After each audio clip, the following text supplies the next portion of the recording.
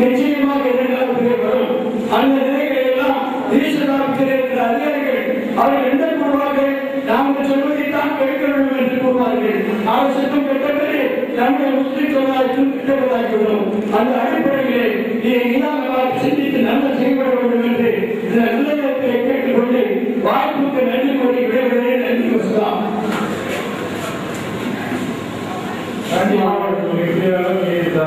நான் காஞ்சி மாவட்ட செயலாளர். காஞ்சிபுரம் மாவட்டத்துக்கு இந்த மேற்கொள்ள மகளிர் இல்லை. ஏன்னா அந்த மாவட்டத்தின் வளர்ச்சியை பற்றி நமது சமுதாய உடையவர்கள் பல்வேறு மாநில பொறுப்புகள் மாநில செயல்பாடுகள் சொல்லியிருக்காங்க. அதற்காக நான் நன்றி தெரிவிக்கிறேன். மற்றபடி உறுப்பினர் சேர்ப்பு பற்றி மிக முக்கியமாக தெரிவிக்க சொன்னார்கள். அவர்கள் சொன்ன கருத்துக்களை பற்றி என்னவென்று சொன்னால், எங்கள் காஞ்சி மாவட்டத்தை பொறுத்தவரை இந்த 4 வருஷமாக கட்சியாக உதயமாச்சு. தலைவருடைய நடவடிக்கைகளை கோரிக்கையை காண்கிறது. அந்த அடிப்படையில் பார்த்தால் உறுப்பினர் பார்வை தலைவரே வந்து 10 கொடுத்தாங்க மாவட்ட ஆலோசனை கொடுக்கல. அதுக்கப்புறம் நாம இப்ப போனா ஏகப்பட்ட முன்னுரிமை வாங்கி வந்துருக்காங்க. கேட்டா நான் வாங்கி அப்படின்றாங்க. பரவாயில்ல. ஆனா அதுதான் வளர்ச்சி தான் நான் எடுத்துக்கிறேன். மற்றபடி அணிமாறு வழங்கி வந்திருக்கிறார்கள். அவங்க கிட்டத்தட்ட 2 வருஷம் பார்க்கல. அதனால நான் தெரிவிக்கிறேன்னா எங்கள் மாவட்டத்தை பொறுத்தவரைக்கும் இப்ப இருக்கிற மாவட்டத்தில் வந்துருக்காங்க. பேருக்கு பேர் வந்துருக்காங்க. 30 மாவட்டத்திலிருந்து காஞ்சிபுரம் மாவட்டம் தான் வந்துருக்காங்க. சென்னையை வழங்க கலைஞர் மாவட்டம் தான் இருக்காங்க. 10,000 முஸ்லீம் குடும்பங்கள் மாநிலத்தில் வச்சிருக்காங்க. அந்த அடிப்படையில் கட்சி வளர்ச்சி அடிப்படையில் அவங்க ஊக்குறாங்க. என்ன சொல்றாங்க? பெண்கள் மகளிர் சுய அந்த சிறுபான்மை இளைஞர்களை என்ன பண்ண தெரியல. நான் இந்த கட்சி வளர்ச்சியை நம்ம முன்னாடி எடுக்க முடியும். தயவு செய்து மாநில தலைவர் அது விளக்கத்தை எனக்கு கூட முடிஞ்சு நான் அவங்க அது ஒன்று. இன்னொன்று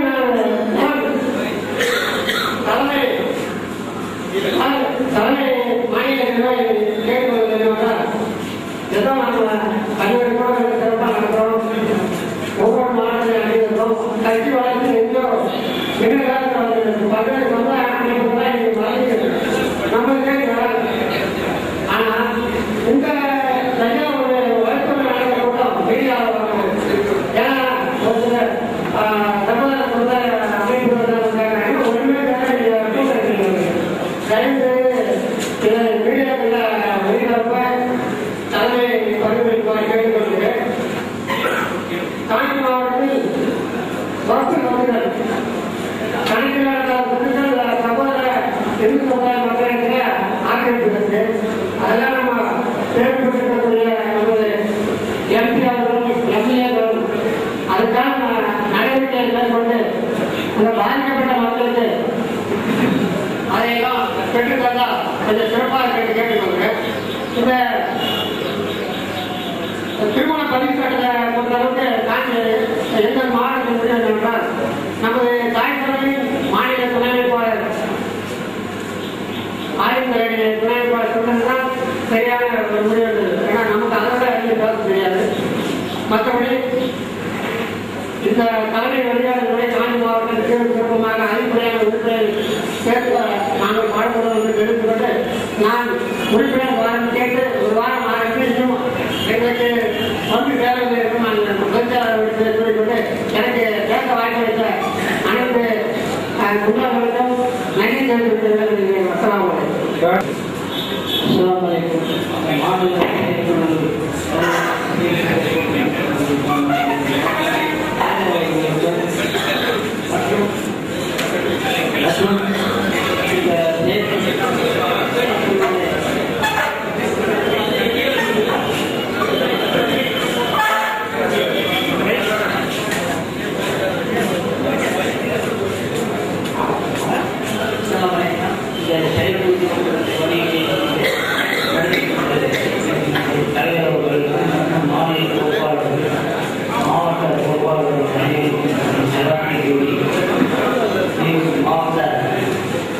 தலைவர் முறையிலே அந்த உறுப்பினர்கள் சேர்க்கும் பணியை பற்றி கூற விரும்புகிறேன்.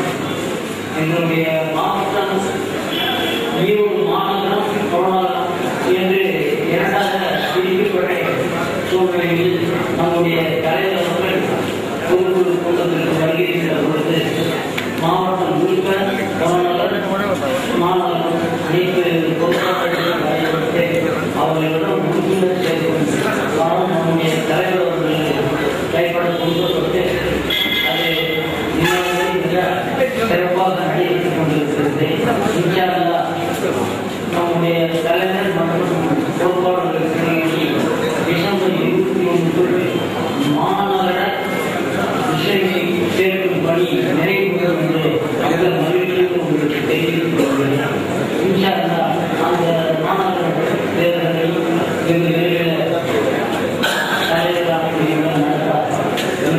அதே மாதிரி எங்களுடைய புறநகர் மாவட்டம் என்பது சற்று குஞ்சிக்கப்பட்ட மாதிரி ஒரு 20 ஆண்டுகளாக இடைவெளி நிறைவேறிவிட்டால் அதில் உறுப்பினர்களுடன் சேர்க்கும் பணி கொஞ்சம் சுலபமாக நடைபெற்றுக் கொண்டிருக்கிறது. அந்த மாவட்டத்திற்கு அந்த விரைவையை சேர்ந்த புலிப்பட்டி, சத்தியமங்கலம், கோவை, கவுந்தப்பாடி, பவானி, அன்பி ஆகிய பொறுப்பாளர்கள் என்னை அங்கு வந்து உறுப்பினர் சேர்க்கும் பணியை விரைவுபடுத்தி அழைக்கப்பட்டிருக்கிறார்கள். அதன்படி இந்த ஜனவரி 1ஆம் தேதி பிறகு சேர்த்து உறுப்பினர்களை மிக அதிக அளவில் சேர்த்து ஈரோடு மாவட்டத்தை அதிக உறுப்பினர்கள் சேர்த்து ஒரு பெருமையை கொடுக்க அல்லாஹ் தெரிவிப்பார். அதன்படி நாங்கள் மிக சிறப்பாக அந்த உறுப்பினர் சேர்க்கும் பணியை நடத்தி கொண்டிருக்கிறோம் என்பதை தலைமையில் தெரிவித்துக் கொள்கிறேன். அடுத்தது இஸ்லாமிய திருமண சட்டம். அதை நம் இன்னும் பேசிய நம்முடைய எல்ஏ வாசிப்பாளர்கள் கூறியபடி அங்கீகரிக்கப்பட்ட பள்ளிவாசலில் இருக்கக்கூடிய திருமண பதிவினுடைய நகல்களை ரெஜிஸ்டர் ஏற்று அதன்படி நமக்கு அங்கீகாரம் அளிப்பது மிக சிறந்த வழியான நாங்கள் கருதுகிறோம். அதற்குண்டான ஆவணங்களை நம்முடைய தலைவர்கள் மற்றவர்கள் செயல்பட்டு தேர்வார் என்று நம்புகிறேன். எங்களோடு மாவட்ட கவுன்சிலர்களிடத்திலே விஷயமாக பேசுகிற பொழுது முஸ்லீம்களுக்கு இருக்கக்கூடிய முடிவு மிக சிறப்பானதாக இருக்கும். நீங்கள் அந்த முடிவுக்கு ஆதரவு தெரிவிங்கள், அதற்கு ஒத்துழைப்பு கொடுங்கள் என்று அவர் என்னிடம் கேட்டுக்கொண்டார். அதுபடி நாம் இந்த திருமண பதிவு சட்டத்தை நாம் 12 நாள் நடத்தி கொண்டிருக்கிறதை தொடர்பான செயல் எதுவும் இல்லை என்று அவர்களுக்கும் நன்கு தெரியும். நம்முடைய தலைவர்கள் அதை அவர்கள் சம்பந்தப்பட்டவர்களிடத்தை எடுத்து கூறி அந்த திருமண பதிவு சட்டத்தை நம்முடைய திருமண பதிவு அங்கீகரித்து ஏற்றுக்கொள்ள வழிகளில் சட்டத்திட்டங்களை செய்ய முயற்சிக்க வேண்டும் என்று கேட்டுக்கொள்கிறேன். அதே போல் சமச்சீர் கல்வி என்பது மிக சிறப்பான ஒன்று என்று நான் கருதுகிறேன். காரணம், சமச்சீர் கல்வி என்பது எல்லா மதத்தினருடைய எல்லா கலாச்சாரங்களையும் அவர்களுடைய பெருமைகளையும் எடுத்துக் கொள்வது. அதில் மற்றவர்களுக்கு அது சமுதாயத்திலிருந்து மற்றவர்களுக்கு அது வந்து அவங்க எடுப்பாகவோ அல்லது தெரியும். ஆனால் நம்முடைய சமுதாயத்தை பொறுத்தவரைக்கும் நம்முடைய இஸ்லாமிய மறைக்கப்பட்டுள்ளது. அதெல்லாம் இப்பொழுது இந்த தமிழகத்தில் சமச்சீர் கல்வி மூலம் நிச்சயமாக வர இருக்கிறது. பத்திரிகைகளில் அந்த செய்திகளையும் படிக்கும் பொழுது நாம் எனவே நம்முடைய தலைவர்கள் அதை கவனம் செலுத்தி நம் பாடத்திட்டங்களிலே நம்முடைய இஸ்லாமியர்களுடைய வருகை இஸ்லாமிய மன்னர்கள் சமுதாயத்தினருக்கு செய்ய இது திறம்பட எடுத்துரைப்பார்கள் கூடி எனக்கு பயன்படுத்தி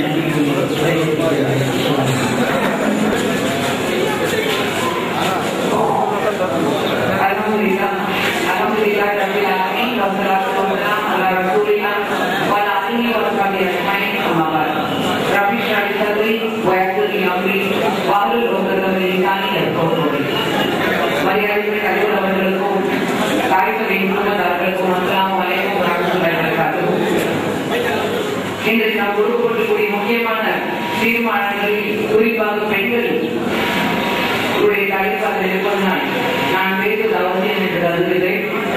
வாய்ப்பட்ட அனைவரும் நன்றி கூறி முதலாவதாக திருமண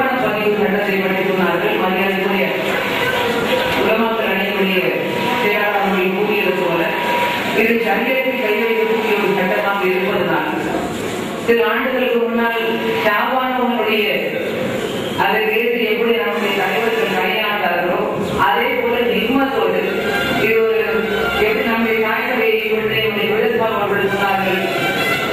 விஷமத்தனமான சில செயல்களில் ஈடுபட்டு காய்ந்து வைத்து கெட்ட பெயர் கொள்வதற்காக என்று இதை பயன்படுத்திக் கொண்டு ஆளுங்கட்சியோடு நெருக்கமாக இதை உருவாக்கிக் கொள்ளலாம் என்பதற்காக நம்முடைய சர்வோதர இயக்கங்கள் காத்துக் கொண்டிருக்கின்றன. இந்த நேரத்தில் நாம் இதை பக்குவமாக கையாண்டு முதலாவதாக இந்த திருமண பதிவு சட்டம் முஸ்லிம் பர்சனல் லாவில் கைவைப்பதாக இருக்கிறதா இல்லையா என்பதை மற்றொரு செய்ய வேண்டும்.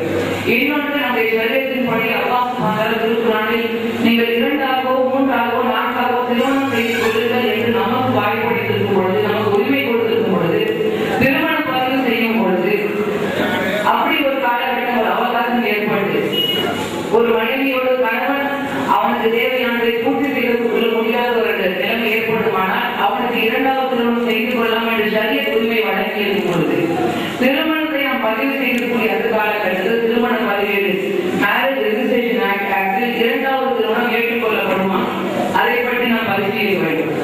இன்னொன்று தலாம். நம்முடைய ஷரியத் முறைப்படி தலாம் நமக்கு எப்படி உரிமை வழங்கி இருக்கிறது? பெண்களுடைய மரியாதையும் கண்ணியத்தையும் காப்பாற்றக்கூடியதாக இருக்குது. ஒரு தலாம் என்னும் பொழுது மணமகன் கணவன் தலாம் எது கொடுக்கிறான் என்று சொல்ல தேவையில்லை. ஆனால் அதே குலா வாங்கும் பொழுது மனைவியானவள் எதற்காக அவள் குலா வாங்கியிருக்கிறான் என்று அவள் சொல்ல வேண்டும், அவள் விளக்கம் தர வேண்டும். இதன் காரணம் என்னவென்றால் அந்த கணவனை அந்த மணமகனை ஆணை இன்னொரு பெண் ஒருவரை திருமணம் முடிக்கும் பொழுது அவளுக்கு குறை இருக்கிறது என்பதை கண்டறிந்து கொள்வதற்காக நம்முடைய சரியத் நமக்கு வழிவகுத்து கொடுத்திருக்கிறது. இந்த தலாம் முறை அவருடைய மேரேஜ் ரெஜிஸ்ட்ரேஷன் ஆக்டில் நாம் திருமணத்தை பதிவு செய்து கொண்டோம் என்றால் டைவர்ஸ் தலாம் எப்படி செய்வது, விவாகரத்தை எப்படி செய்து கொள்வது என்று நம்முடைய உரிமையை நாம் கேட்டு தெரிந்து கொள்ள வேண்டும். இதை பற்றிலாம் நாம் விராமதியாக பேச வேண்டியிருக்கிறது. எடுத்தோம் ஆளுநர் சொல்கின்றது, அரசில் இருக்கக்கூடியவர்கள் சட்டமாக கொண்டு வந்திருக்கின்றார்கள், நாமும் அவர்கள் இருக்கின்றோம், எடுத்துக்கொள்ள நாம் இன்னும் சொல்லக்கூடாது, எடுத்துக்கொள்ளக்கூடாது. இதை முழுமையாக ஆராய்ச்சி உலமாக்களை எடுத்துக்கொண்டு நம்முடைய சரியத்து உயிர் போனாலும் சரி சரியத்தை கைவைக்க விடமாட்டோம் என்பதெல்லாம் உறுதியாக இருந்து இதை நாம் ஒவ்வொரு மஹல்லாவாக எப்படி ஷாபானுடைய இடத்தில் நாம் ஒவ்வொரு மஹல்லாவாக அகில இந்தியாவை சுத்தினோமோ அதே போல தமிழகம் எங்கும் இந்த சட்டத்தை பற்றி விழாவாரியாக பேசி நம்முடைய தங்கைக்குரிய உலமாக்கள் எதை சொல்கிறார்களோ அந்த முறைப்படி தாய் சபையான இந்திய முஸ்லிமை நடந்து கொள்ள வேண்டும் என்பது என்னுடைய தாழ்மையான வேண்டுகோள். அடுத்து நம்முடைய உறுப்பினர் சேர்ப்பு. சில நாட்களுக்கு முன்னால் வந்து ஒரு கட்டுரையை கூட நம்முடைய மரியாதைக்குரிய பஷீரன் அவர்கள் எழுதியிருந்தார்கள். கட்டுரையில் நீங்கள் உங்களுடைய மகன்களையும் உங்களுடைய மருமகன்களையும் உங்களுடைய தம்பிகளையும் நீங்கள் உறுப்பினராக சேர்ந்தீர்கள் என்று உடனே போன் பண்ணி சண்டை போடலான்னு இருந்தேன். ஏன் மகளை விட்டுட்டீங்க, ஏன் சகோதரியை விட்டுட்டீங்க, ஏன் மருமகளை விட்டுட்டீங்க என்று. நம்முடைய தாய் சபை தாயங்களை பெண்களை சேர்ந்த ஒரு சபை. இன்னைக்கு வேடிக்கை விருதுநகருடைய மாவட்ட செயலாளர் சொன்னார், முதன்மையான கேள்வி போல நம்முடைய சகோதர அமைப்புகள் பெரும்பாலும் ரோட்டில் இருக்கும் பொழுது அதிகமாக பெண்களை கூட்டிக் கொண்டு வருவது நாங்களும் பார்த்துக்கிறோம். போராட்டம் ஆர்ப்பாட்டங்கள் நான் இதுதான் நினைச்சிட்டு இருந்தேன், பெண்களா ஏமாந்தவர்கள் அதுக்காக கூட்டமா அவங்க முதல் கூட்டி வந்துருவாங்க. இன்னைக்குதான் முதலாக உண்மையை தெரிந்து கொண்டேன். அவர்கள் பின்னாடி இருந்து பெண்கள் எழுதப்பட்டா அவங்க அடிபடுவதற்கு போலீஸ்காரர் விருதுகளை காப்பாற்றிக் கொள்வதாக பெண்களை கூட்டிக் கொண்டு வருகிறார்கள் என்பதை பற்றி கேள்விப்பட்டேன். அப்படியான தவறான விஷயத்துக்காக எந்தரையும் தாய்மை பெண்களை பயன்படுத்திக் கொண்டதும் இல்லை, நமக்கு அவசியமும் தேவையில்லை. கண்ணியத்திலே காய்ச்சல் அவர்கள் கண்ணியமாக எப்படி இந்த கட்சி எடுத்துக்கொண்டு செல்கிறார்களோ அந்த முறைப்படி உங்களின் குடும்பத்தில் உள்ள பெண்மணிகளை 18 வயதை நிறைவடைந்த பெண்மணிகளை உங்களுடைய மகள்களை உங்களுடைய சகோதரிகளை உங்களுடைய தாய்களை உங்களுடைய மனைவிமார்களை உறுப்பினர்களாக சேர்ந்து நம்முடைய அண்ணனை வருத்தப்பட்டார்கள் நான் வரவில்லை என்று எங்கேயும் நீங்கள் கூப்பிட்டீர்கள் என்றால் வருவதற்கு நான் தயாராக இருக்கிறேன். அழைப்பை மட்டும் கொடுங்கள். எங்கிருந்தாலும் சரி நாங்கள் வந்து மகளிரை செம்மையாக உருவாக்கி தாய் சபையினுடைய கருத்தினை பலப்படுத்துவோம். இதனுடைய முஸ்லிமை தாய் சபை என்றைக்கும் விளைவிக்கக்கூடிய கட்சி, அல்லாவுடைய பெருந்தொருமையான கியாமத்திற்கும் விளைவிக்கக்கூடிய கட்சி நம்முடைய சபைகள் உலமாக்களுடைய துவாபரத்தினால் இன்ஷா அல்லாஹ் வரக்கூடிய காலகட்டங்களில் வரக்கூடிய சட்டமன்ற எலெக்ஷனாக இருந்தாலும் சரி, பாராளுமன்ற எலெக்ஷனாக இருந்தாலும் சரி, நம்முடைய மரியாதைக்குரிய தலைவர் அவர்கள் சொன்னது போல அடுத்த ஆண்டு வரக்கூடிய ராஜ்யசபாவுடைய சீட்டை பெற்றுத்தரக்கூடிய அந்த நிலைமையாக இருந்தாலும் சரி, நிச்சயமாக இந்தியாவின் முஸ்லிம் லீகுடைய பங்களிப்பும் அது நிச்சயமாக இருக்கும் என்று கூறி இன்ஷா அல்லாஹ் தாய்த்தனுடைய கருத்தை பலப்படுத்துவோம். எல்லாம் ஒரு நாள் வழிவகுப்பான இப்பொழுதே வாக்கிற்காக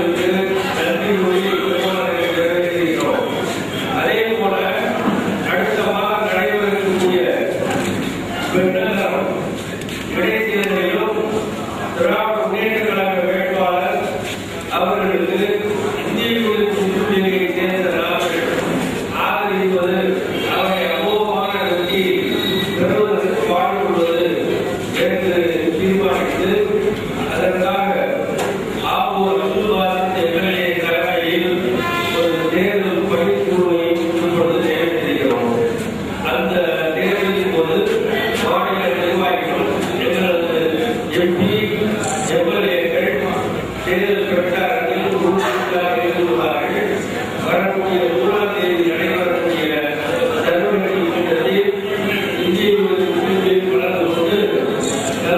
காலையினுடைய தலைமையில் நடைபெறக்கூடிய கூட்டத்திலே பங்கேற்பதையும் தெரிவித்துள்ளோம்.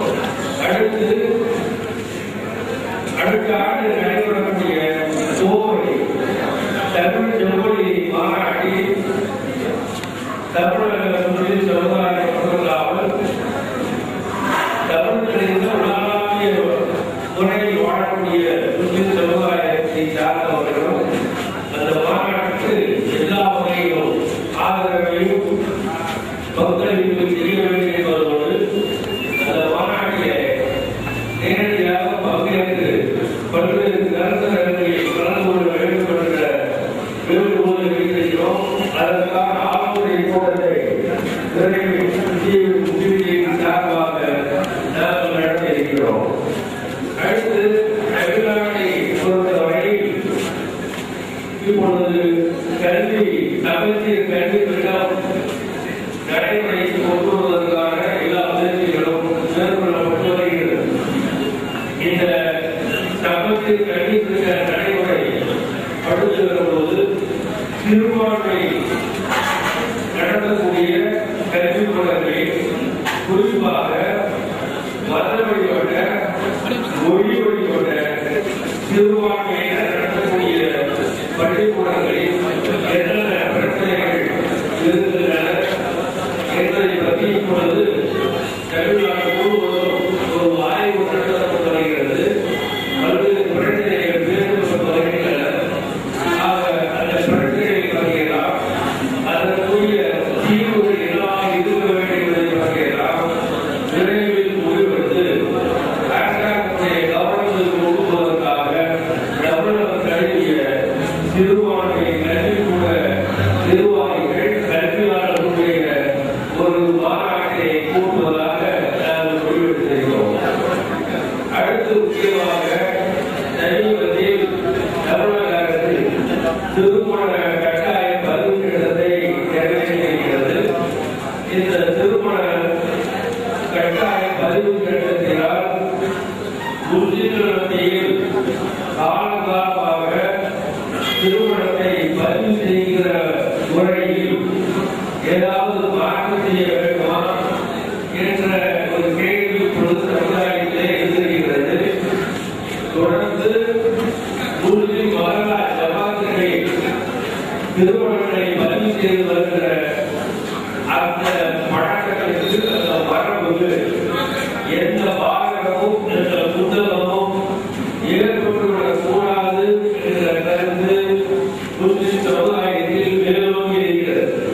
இந்த திருமண சட்டத்தை நடைமுறைப்படுத்துவதால் சிறுபான்மை மக்களுக்கு அரசு வழங்கியிருக்கிற தனியார் சட்ட உரிமையும் சட்டத்தை பேருகிற சுதந்திரம், தனியார் சட்டத்தை பேசி நடைமுறைப்படுத்துகிற உரிமை ஏதோ ஒரு வகையில்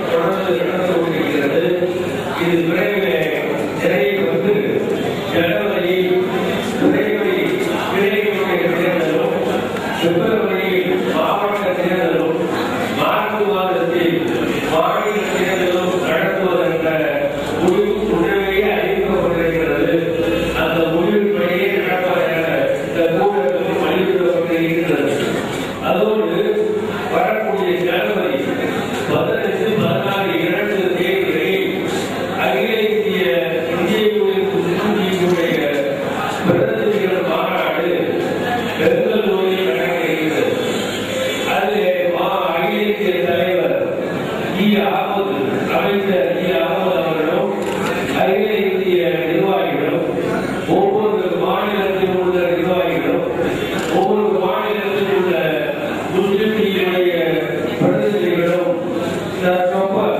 3000 பிரதிநிதிகள் அந்த மாநாட்டிலே கலந்து கொண்டிருக்கிறார்கள். அந்த மாநாட்டில் சமீபத்திலே நாடாளுமன்றத்தில் டாக்டர் மன்மோகன் சிங் அவர் நம்முடைய பிரதமர் அவர்கள் வெளியிட்டிருக்கக்கூடிய நீதியரசர் ரங்கநாத் மிஸ்ரா கமிஷனுடைய பரிந்துரைகளை நாடு முழுவதிலும் அமல்படுத்த வேண்டும் என்ற கோரிக்கையை வலியுறுத்தி இருக்கிறோம்.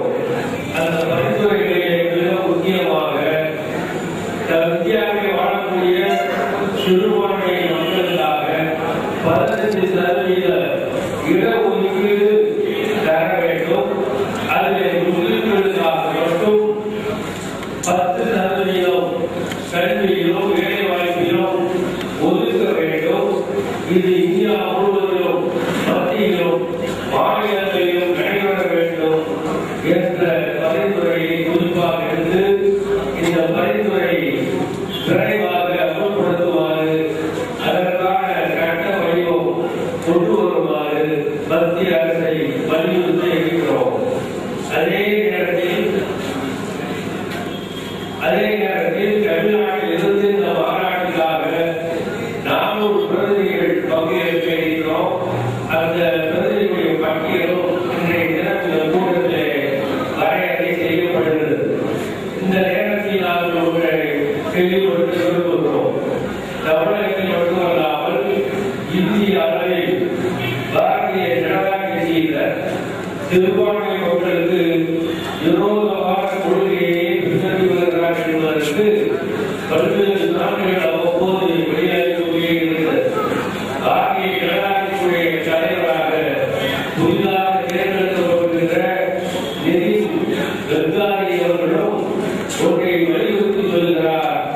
இந்தியாவில் இந்துத்துவத்தை நிலைநிறுத்திய தீர்வோம், ராமர் கோயில் வாக்குகளுக்கு இடத்திலே கட்டுவோம், ஒரே விதமான திருக்கட்டத்தையை கொண்டு வருவோம், தாய்க்கு அளித்திருக்கிற சிறப்பு அந்தஸ்தை நாங்கள் மாற்றி அமைப்போம் என்ற இந்த 10ஆம் பகுதியான அவருடைய கொள்கையை மீண்டும் மீண்டும் வலியுறுத்தி கொண்டிருக்கிறார்கள். அதோடு மட்டுமல்லாமல் ரங்கநாத் மிஸ்ரா அவர்கள் பரிந்துரைக்கக்கூடிய அந்த பரிந்துரைகளை ஏற்றம் செய்து இந்த நாட்டிலே சிறுபான்மை மக்களை எல்லாரும் பாதுகாப்பதற்காக அவர்களுக்கு இடஒதுக்கீடு வழங்கக்கூடாது என்ற ஒரு சிறுபான்மை விரோத, சிறுபான்மை பகைக்கிற, சிறுபான்மை ஒதுக்கிற, சிறுபான்மை ஓரங்கட்டுகிற ஒரு கொள்கையை அவர்கள் தொடர்ந்து பின்பற்றி வருகிறார்கள். இந்த கொள்கையை அவர்கள் தொடர்ந்து பின்பற்றுகிற காலம் வரை இந்த நாட்டிலே இருக்கிற இடங்களை இழந்து மறுபடியும் அவர் தனியாக கொள்ளக்கூடிய நிலையால் பாரதிய ஜனதாவுக்கு ஏற்படும் என்பதையும் நாங்கள் தொடர்ந்து சுட்டிக்காட்டுகிறோம்.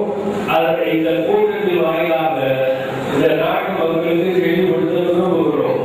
தமிழகத்தை பொறுத்தவரை நடந்து முடிந்த இடைத்தேர்தல்களில் அமோகமான வெற்றியை திராவிட முன்னேற்ற கழக வேட்பாளர்கள் பெற்றது மக்களிடத்திலே ஏற்பட்டிருக்கிற மிகப்பெரிய மனமாற்றத்திற்கு ஒரு சான்று என்பதை நாட்டு மக்களுக்கு உணர்ந்திருக்கிறார்கள்.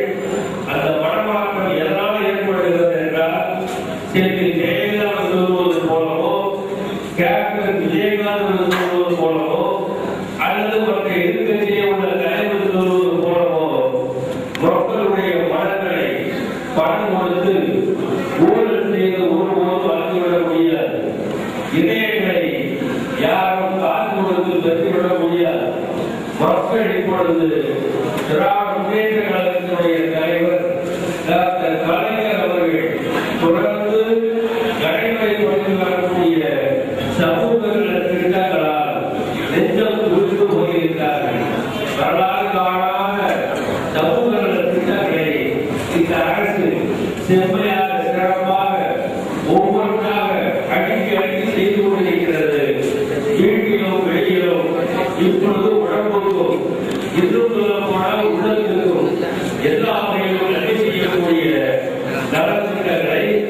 டாக்டர் கலைஞர் அவர்கள் தமிழ் இலக்கியவாதி என்ற முறையில், தமிழ் நெறியை உணர்ந்தவர் என்ற முறையில், தமிழ் சார்ந்தோர் என்ற முறையில், முத்தமிழ் அறிஞர் என்ற முறையில் நடைமுறைப்படுத்துகிற காரணத்தினாலேதான் மக்கள் அவர்களுக்கு வாக்களித்திருக்கிறார்கள் தவிர எதிர்கட்சி வரிசையை உள்ளவர்கள் எக்காலம் விடுவது போல மக்கள் எல்லாம் மனமாறி போய் ஏதோ குழப்பத்தில் இருந்து வாக்கை அளிக்கவில்லை.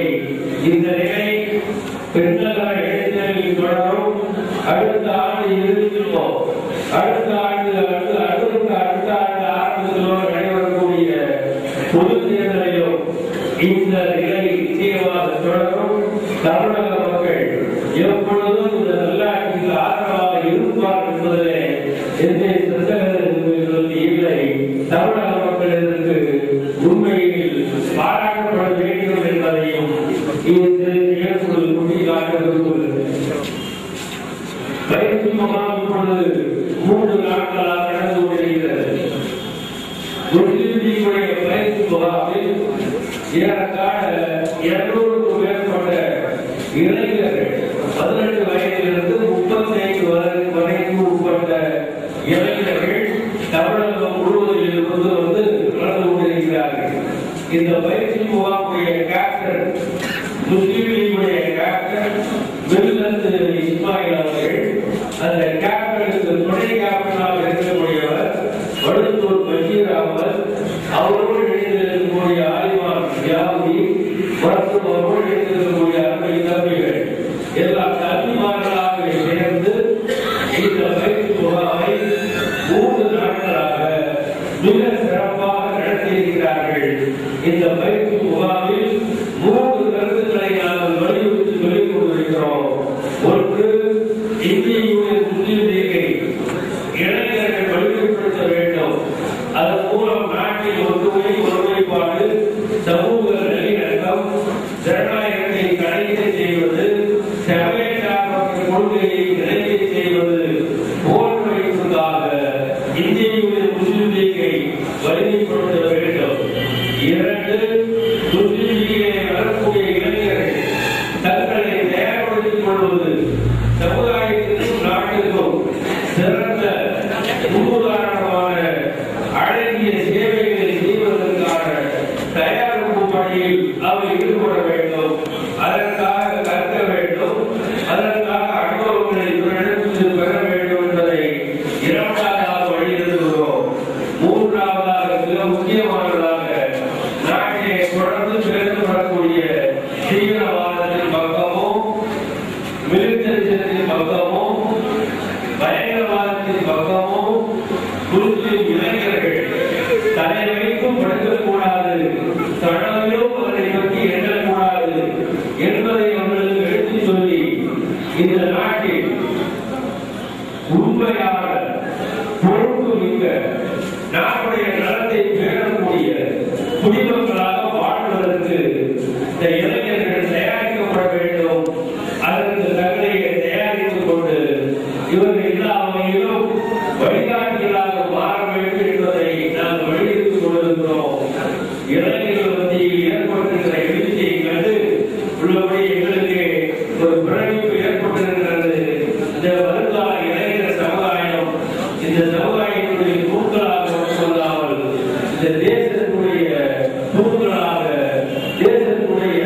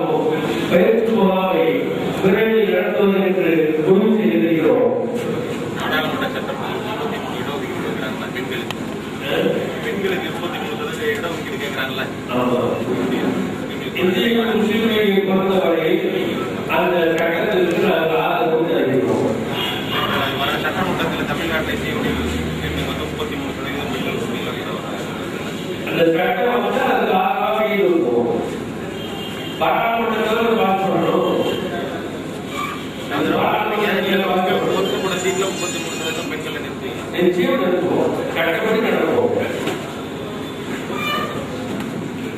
ஈழத்தமிழர்கள் விஷயத்தில் யூனியன் அதிகமாக போராட்டம்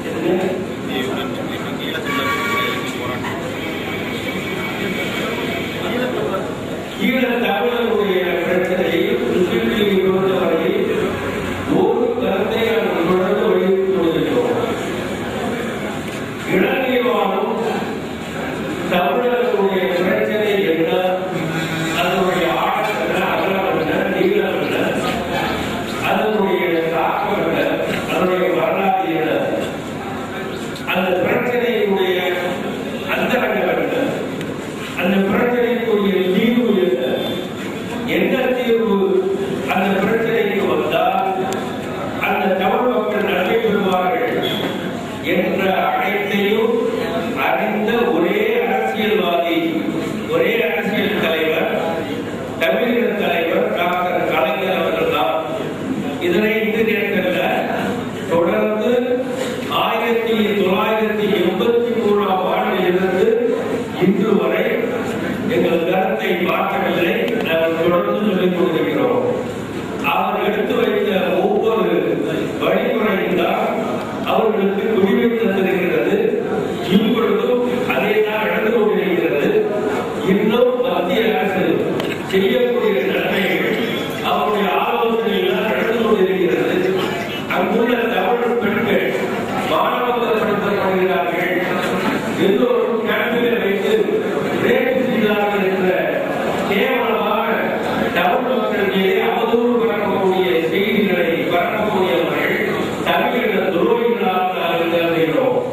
தமிழ் பெண்களை அவமானப்படுத்தி கேவலப்படுத்தி அதனை உலக செய்தியாக நெட்வொர்க் மூலம் பரப்பக்கூடிய முயற்சியை செய்யக்கூடியவர்கள் இலங்கை தமிழ் மக்களுடைய துரோகிகளாக நினைக்க வேண்டும். அவர்களால் ஒருவித நன்மையும் இப்பொழுது ஏற்படாது. இலங்கையில் வாழக்கூடிய தமிழ் மக்களுக்கு இதுவரை சில நன்மைகள் ஏற்பட்டிருக்கிறது என்றால் அது திராவிட முன்னேற்ற கழக தலைவர் மூலம்தான் ஏற்பட்டிருக்கிறது. நாளைக்கு அந்த நன்மை ஏற்பட வேண்டுமானாலும் கலைஞர் மூலம்தான் இந்த நன்மை ஏற்பட முடியுமே தவிர வாய்மையில்லாத பேசி வெறுமனே இந்த பிரச்சனையை உணர்ச்சி பூர்வமாக்கி மக்களுக்கிடையே குழப்பையும் குழப்பத்தையும் உருவாக்கக்கூடிய தலைவர்களால் தமிழ் ஈழ மக்களுக்கு ஒருபோதும் எந்த நன்மையும் செய்தது இல்லை, செய்ய போவதும் இல்லை என்பது இந்திய யூனியன் முஸ்லிம் யூனியன் கருத்தாகும். வரக்கூடிய ஒரே செய்திருக்கிற அடுத்த ஆண்டு மார்ச் மாதம் 10ஆம் தேதி இந்திய யூனியன் முஸ்லிம் லீக்குடைய நிறுவனர் நாள். நாங்கள் அகில இந்திய அளவிலும் ஒவ்வொரு மாநிலத்திலும் மார்ச் 10ஆம் தேதியை இந்திய யூனியன் முஸ்லிம் லீக்குடைய நிறுவன தினமாக அனுசரித்து அதனை அன்றைய தினம் ஒரு விழாவாக எடுத்து நாங்கள் நிறுவி கொண்டிருக்கிறோம். அந்த விழாவின் போது மத்திய தமிழக அமைச்சர்கள் அதில் பங்கு வருவார்கள். அதே போன்று இந்திய முஸ்லிம் லீக் அகில இந்திய தலைவர்கள் அதில் பங்கு வருவார்கள்.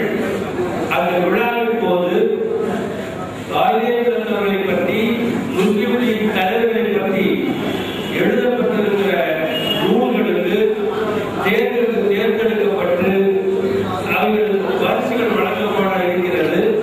அதோடு தமிழ்நாட்டில் உள்ள சிறுபான்மை மக்களுக்காக யார் யார் உண்மையிலேயே எழுத்து மூலம், சேவை மூலம் மற்றும் எந்த துறை மூலமாக பாடுபட்டிருக்கிறார்களோ அவர்களை எல்லாம் கணக்கெடுத்து அவர்களில் சிறந்து விளங்கக்கூடிய சிறுபான்மை மக்களுக்கு சேவையாற்றிய உதாரணமான பெரியவர்களுக்கு இந்திய முஸ்லிம் லீக்குடைய நிறுவன நாளில் உரிய விருதுகள் வழங்கி, பொறுப்பேற்று வழங்கி சிறப்பிக்க வேண்டும் என்ற முடிவையும் நாங்கள் எடுத்திருக்கிறோம். இது அதற்கான இடம் மதுரையில் நடக்கலாம் என்று சிறந்த போட்டியை முடிவு செய்வோம்.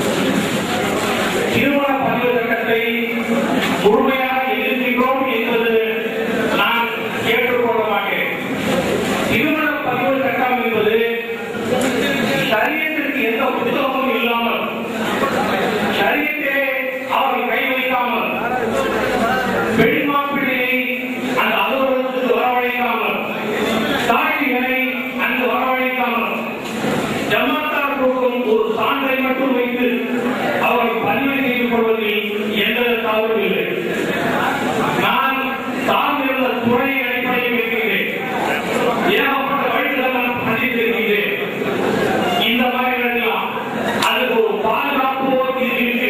அது இருந்தால் நாங்கள் என்ன முக்கியமாக கவனிக்கிறோம்னா சரீர பாதிக்கப்படுறா, சரீர கை வைக்கிறாங்களா, பெருமாவுடைய போட்டு விளம்பரத்தை கீழே பதப்பா உபயோகிக்கிறாங்களா, சாடிகள் கை வைத்து போட்டு துவைக்கு போடுவாங்க. அவங்க வந்ததான் அவன் பணிபுர முடியும் சொல்றானா, இதைத்தான் நாம் பார்க்கணும். இதை பார்த்து வச்சுக்க அந்த சட்டம் காலப்பட்டாங்க. இதெல்லாம் செய்யணும்னு சொன்னா அது எதிர்ப்பு கொடுக்கிறாங்க. ஒரு குழந்தை பிறகுதுன்னா அந்த குழந்தை பிறக்கிற மருத்துவமனையில் இருந்து ஒரு சான்று கொடுத்தா பதிவு பண்ணிக்கிறாங்க.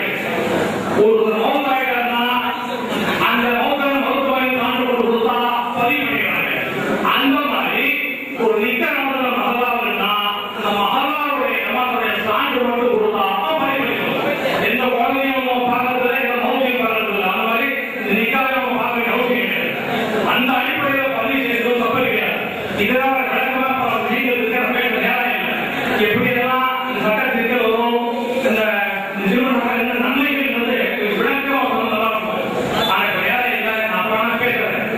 அடுத்தது எதிர்ப்புகள் அந்த வற்புறுத்தல் அங்கீகரிக்கப்பட்ட பள்ளிவாசல்கள் செய்யப்பட்ட மட்டும்தான் ஏற்றுக்கொள்ளப்படும் அப்படின்னா இது ஏற்றுக்கொள்ளக்கூடியதாக இருக்காது. இப்போ விருதாச்சலம் நகரத்தில் 7 பள்ளிவாசல் 11,000 முஸ்லீம்கள் இருக்கிறாங்க. அந்த 7 பள்ளிவாசல்கள் 11,000 முஸ்லீம்கள் திருமணத்தை எல்லாருன்னா அதை ஆதரிச்சு போனா எங்க ஊர் எல்லையில திட்டுவாங்க. அதனால தயவு செய்து அந்த ஒரு இடத்துக்கு இடம் கொடுத்தாங்க. நாம் வாழ்க்கை ஒரு சான்றா வைத்து பதிவு பண்ணிக்கணும். வேற என்ன கஷ்டம் நம்ம பண்ணக்கூடாது. அது கொண்டு தலைவராக நீங்க முயற்சி செய்யுங்க.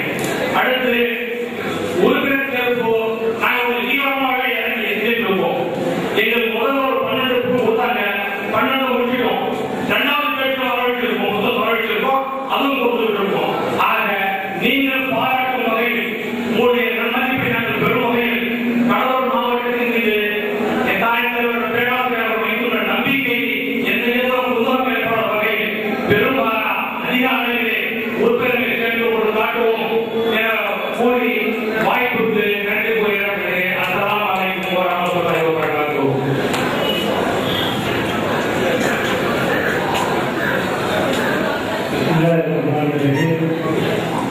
தலைப்பு குறித்த தமிழர் அனைவருக்கும் எனது பணிவான அஸ்ஸலாமு அலைக்கும் வரஹ்மத்துல்லாஹி வபரகாத்துஹு. இங்கு நான் முக்கியமாக குறிப்பிட நினைப்பது தலைவர் அவர்கள் பத்திரிகையாளர்களுக்கு பேட்டி அளித்த போது தமிழக அரசின் திருமண பதிவு சட்டத்தை பற்றி முஸ்லீம் லீக் என்ன செய்ய இருக்கின்றது என்பதை மிக தெளிவாக கூறியிருக்கிறார்கள். அந்த அடிப்படையில் என்னுடைய சிறிய ஆலோசனையும் என்னவென்றால் இந்த நேரத்தில் இந்த சபையில் நான் பதிவு செய்ய கடமைப்பட்டிருக்கின்றேன். அதற்கு ஒரு முன்னுதாரணமாக நம்முடைய அண்டை நாடுகளான வெளிநாடுகளில் குறிப்பாக சிங்கப்பூர் போன்ற இஸ்லாமிய அல்லாத நாடுகளில் கூட அங்கு இஸ்லாமிய